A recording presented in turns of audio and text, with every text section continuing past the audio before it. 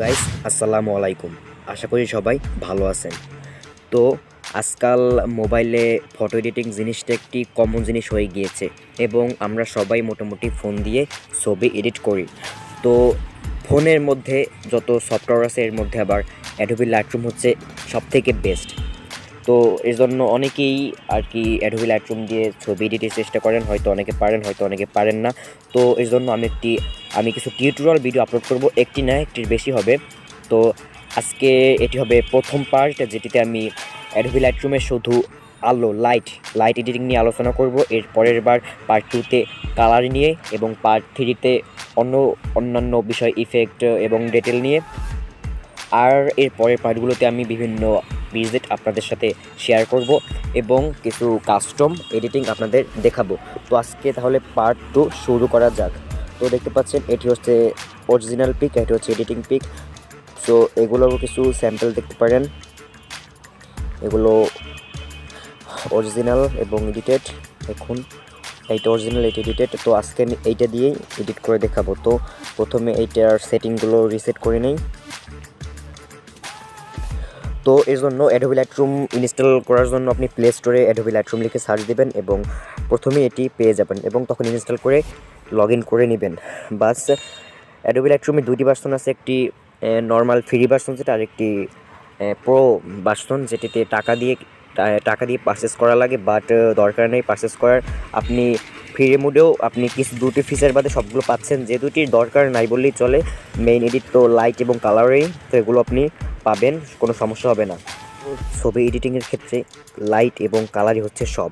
তো এর প্রথম ধাপ হচ্ছে লাইট। তো এবার আমরা ছবিটার লাইটের কন্ডিশন এডিট করব। তো লাইটে ক্লিক করলে দেখবেন অনেকগুলো অপশন আছে, expose, contrast, highlight, shadow, whites, blacks এবং কার্ভে আছে। তো আমরা শুধু এগুলো নিয়ে আলোচনা করব। তো এক্সপোজ মূলত ছবির আলো বাড়ানো কমানোর ক্ষেত্রে। ছবিতে কোনো ছবিতে আলো হয়তো বেশি হয়ে গেছে, আপনি এটার মাধ্যমে কমাতে বাড়াতে পারবেন। তো এক্সপোজ আর ব্রাইটনেসের মধ্যে কিছুটা পার্থক্য, এই দুটো একই জিনিস, বাট এক্সপোজে একদম আলো একদম ভালোভাবে কন্ট্রোল করা যায়। তো কন্ট্রাস্ট তারপর হাইলাইট, শ্যাডো, হোয়াইট, ব্ল্যাক আছে। তো এডিটিংটা এটা শুরু করি। তো কন্ট্রাস্ট প্রথমে, তো এই ছবিটার আমি কন্ট্রাস্টটা কমিয়ে নেব। কন্ট্রাস্ট 35 দিলাম। তো হাইলাইট, যে কোনো ছবি হোক চেষ্টা করবেন হাইলাইট যত পারেন কমিয়ে দিতে, একদম কমিয়ে দিতে, কারণ হাইলাইট হাইলাইট বেশি থাকলে ছবি একদম নষ্ট হয়ে যায়। তো হাইলাইট আমি -100 দিয়ে দিলাম। তো ছবির মধ্যে অতিরিক্ত সাদা ভাবগুলো বা হাইলাইট ভাবটা চলে গেছে। তো শ্যাডোটা হালকা বাড়িয়ে দিলাম। ছবির হোয়াইটও কন্ট্রোল করতে পারবেন, বাট হোয়াইট বেশি কম এটা সিচুয়েশনের উপর নির্ভর করে। বাট আমি অলওয়েজ হাইলাইট এবং হোয়াইট একদম মাইনাস ইউজ করি, -100 এবং এটাই ভালো লাগে। তো দেখুন ব্ল্যাকসটা আমি 51 দিলাম। তো দেখুন এবার ছবিটা আগে থেকে দেখুন অনেকটা কালারটা, লাইটটা অনেকটা আর কি এডিট হয়ে গেছে। কার্ভের ক্ষেত্রে আপনার এখানে অনেকগুলো অপশন পাবেন। এটি মূলত উপর যেটি এটি সম্পূর্ণ লাইট কন্ট্রোল করে, তারপর এটি রেড লাইট আর গ্রিন লাইট এবং ব্লু লাইট RGB, আর এটা কালারটা করে। তো একদম এই নিচের তিনটে দরকার না হলেও চলে, প্রথমটায় যাবেন এবং প্রথমটায় গেলে লাইট কার্ভটা এডিট করবেন। এই দেখুন আমি কীভাবে করছি।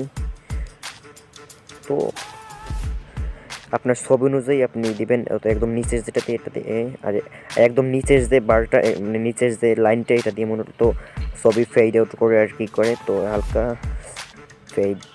ফেড একটা ভাব দেওয়া যায় আর কি। তো দিলাম দেখুন। তো ফেড ভাবটা কমিয়েও দিতে পারি চাইলে, দেখুন। তো দেখুন ছবিটা হাইলাইট, শ্যাডো সব কিছুই পারফেক্ট আছে দেখুন। তো ছবিটা আগে কেমন লাগছে, এখন কেমন লাগছে, আগের চেয়ে অবশ্যই এখন একটু হলেও ভালো লাগছে।